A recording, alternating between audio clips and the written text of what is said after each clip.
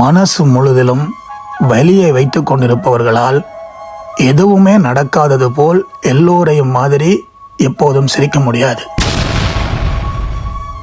விட்டு கொடுத்து வாழ்ந்து கொண்டிருப்பவர்களுடைய வாழ்க்கையில் அவர்களுக்கென்று சொல்லிக் கொள்வதற்கு எதுவுமே நிரந்தரமாயிருக்காது.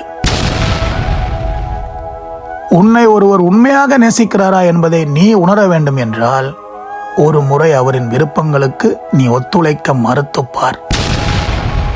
ஆசை, சந்தோஷம், எதிர்பார்ப்பு, காதல் எல்லாமே ஒரு நாள் கனவாக கலைந்து போகும்போதுதான் உனக்கு புரியும் நீ மட்டும் எவ்வளவு உண்மையாக இருந்தாய் என்பது. அன்புக்காக ஏங்குகிறவர்கள் நீ பேசுவது எல்லாவற்றையும் நம்புகிறார்கள். ஆசைக்காகவும் தேவைகளுக்காகவும் யாரையும் பயன்படுத்தி கொள்ளாதே. யாரை நேசித்தாலும் உண்மையாக நேசி, பொய்யாக நடிக்காதே. ஏனென்றால் நேசிப்பதை விட நேசிக்கப்படுகிறோம் என்று நம்புகிறவர்களுக்கு வலி அதிகம். சில பேருடைய சத்தியங்களும் வாக்குறுதிகளும் உண்மை கிடையாது. உனது பலவீனத்தை அவர்கள் நன்றாக தெரிந்து வைத்திருக்கிறார்கள். உனக்கு பிடித்ததை வேண்டாம் என்று விட்டுவிடுவது கஷ்டம். ஆனால் அதுவாகவே உன்னை விட்டு போகும்போது அதை நீ பிடித்து வைக்க நினைப்பதுதான் ரொம்ப ரொம்ப கஷ்டம். தவறு செய்யாமல் மன்னிப்பு கேட்பதற்கு காரணம் எதற்காகவும் அந்த உறவை இழந்துவிடக்கூடாது என்பதற்காக மட்டும்தான். உரிமை இல்லை என்கிற சூழ்நிலையை உணரும் போது அக்கறையை எதிர்பார்க்க மனசுக்கு தோன்றவே தோன்றாது. ஐயோ, என்னை தனியாக விட்டுவிடுங்கள் என்று ஒரு குரல் கதறினால் அந்த வார்த்தைக்கு பின்னாடி இருப்பது முழுக்க முழுக்க கஷ்டங்கள் தான். நபர்களை மாற்றி மாற்றி தங்க வைப்பதற்கு இதயம் இரவு விடுதி அல்ல, அது நினைவுகள் புதைக்கப்பட்ட கல்லறை. எதுவுமே நிரந்தரமில்லை என்று உனக்கு புரிய வைப்பவர்கள் யார் என்றால் நிரந்தரமான உறவு என்று தங்களை உனக்கு நம்ப வைப்பவர்கள் தான். நியாயம் பார்ப்பதாக இருந்தால் முதலில் உன் பக்கம் உள்ள தவறை நீ உணர வேண்டும்.